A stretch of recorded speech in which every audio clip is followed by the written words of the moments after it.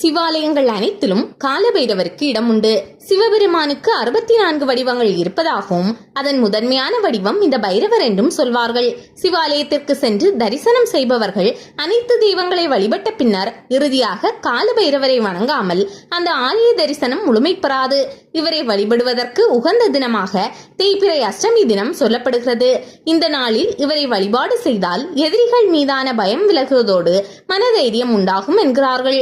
காசி மாநகரில் காவல் தெய்வமாகவும் காக்கும் கடவுளாகவும் காலபைரவர் திகழ்கிறார்.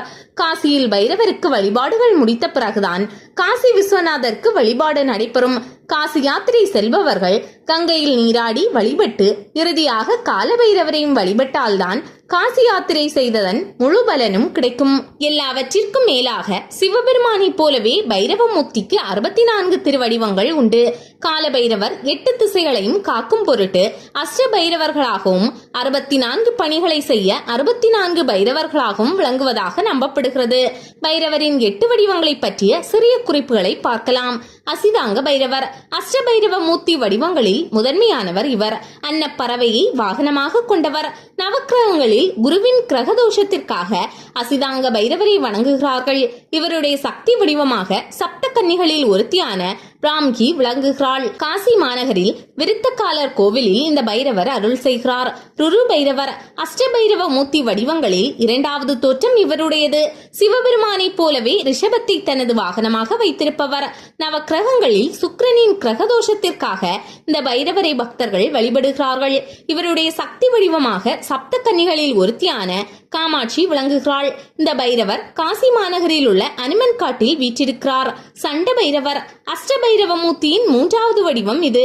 இவர் முருகப்பெருமானை போல மயிலை வாகனமாக வைத்திருப்பவர்.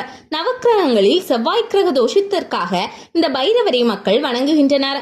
இவருடைய சக்தி வடிவமாக சப்த கன்னிகளில் ஒருத்தியான கௌமாரி தேவி விளங்குகிறாள். இந்த பைரவருக்கான சந்நிதி காசி மாநகரில் உள்ள துர்க்கை அம்மன் கோவிலில் இருக்கிறது.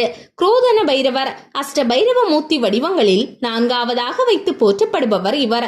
மகாவிஷ்ணுவை போல கருடனை வாகனமாக கொண்டவர். நவக்கிரகங்களில் சனி கிரக தோஷத்திற்காக இந்த பைரவரை வழிபடுகின்றனர். இவருடைய சக்தி வடிவமாக சப்த கன்னிகளில் ஒருத்தியான வைஷ்ணவி விளங்குகிறாள்.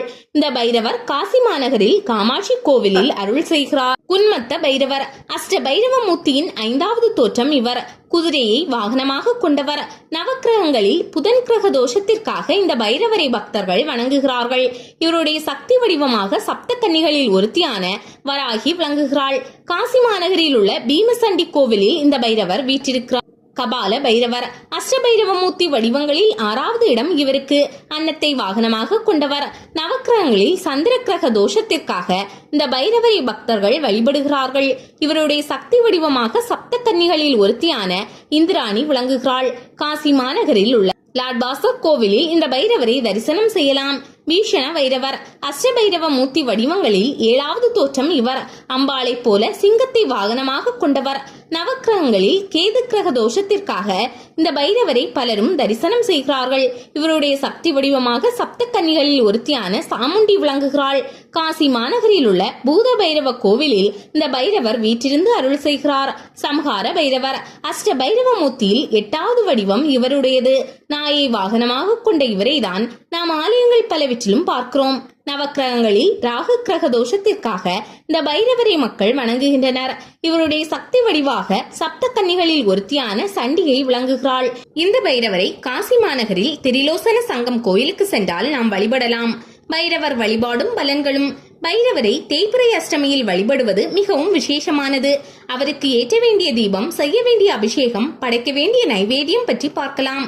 தீபம் சிறு வெள்ளை துணியில் மிளகை வைத்து அதை சிறிய முடிச்சாக கட்டி அதில் அகல் விளக்கில் வைத்து நல்லெண்ணெய் இட்டு பைரவர் முன்பாக தீபமேற்றினால் எல்லா வளமும் பெருகும். தேங்காய் மூடியில் நெய் நிரப்பி தீபம் ஏற்றியும் வழிபடலாம். அதேபோல் பூசணிக்காயை மத்தியில் 2ஆக பிளந்து அதனுள் எண்ணெய் அல்லது நெய் நிரப்பி தீபம் ஏற்றியும் வழிபாடு செய்யலாம். சந்தன காப்பு பைரவருக்கு பிடித்தமானது. சந்தன காப்பு வாசனை திரவியங்களான புனுகு, அரகஜா, ஜவ்வாது, கஸ்தூரி, கோரோசனை, குங்குமப்பூ, பச்சை கற்பூரம் போன்றவற்றை சந்தனத்துடன் சேர்த்து தயார் செய்வார்கள். இந்த சந்தன காப்பை பைரவருக்கு சாத்தி வழிபட்டு வந்தால் தேவர்களின் ஆண்டு கணக்கில் 1 கோடி ஆண்டு பைரவலோகத்தில் வாழ்ந்ததற்கு சமமாக இன்புற்று வாழ்வார் என்று சிவபுராணம் கூறுகிறது. பால், தேன், பன்னீர், பழரச அபிஷேகமும் மிக விசேஷம்.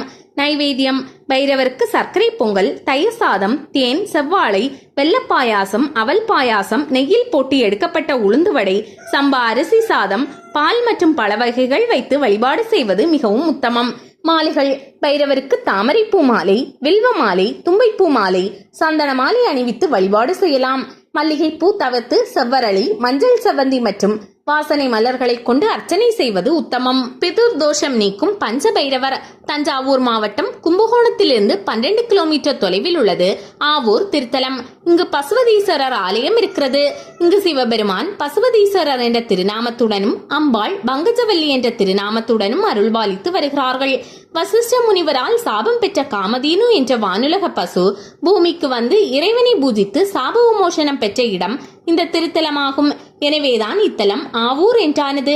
ஆ என்பது பசுவை குறிக்கும். இந்த ஆலயத்தின் மற்றொரு சிறப்பம்சம் பஞ்சபைரவ மூர்த்திகள். இந்த 5 பைரவர்களும் ஒரே பீடத்தில் வீற்றிருக்கிறார்கள். இவர்களை தேய்பிறை அஷ்டமி தினத்தில் வழிபாடு செய்தால் அனைத்து துன்பங்களும் நீங்கும். பஞ்ச பைரவர் வழிபாடு என்பது பிதுதோஷ நிவர்த்தி சிறந்ததொரு வழிபாடு ஆகும். பிது சம்பந்தப்பட்ட பிரச்சனைகளை உள்ளவர்கள் இந்த பைரவரை வழிபாடு செய்து வந்தால் உடனடியாக பலன் கிடைக்கும். ஒரு சிலர் நிறைய சம்பாதிப்பார்கள், இருந்தாலும் கடன் தீராது. இன்னும் சிலருக்கு நல்ல திறமைகள் இருக்கும், ஆனால் சரியான வேலையோ வாய்ப்புகளோ அமையாமல் வருமானமின்றி இருப்பார்கள். பல பேர் அனைத்து செல்வங்களையும் பெற்றிருப்பார், ஆனால் வாழ்வில் அமைதி இருக்காது. அப்படிப்பட்டவர்களின் அந்த நிலைக்கு பிதுதோஷம்தான் காரணம்.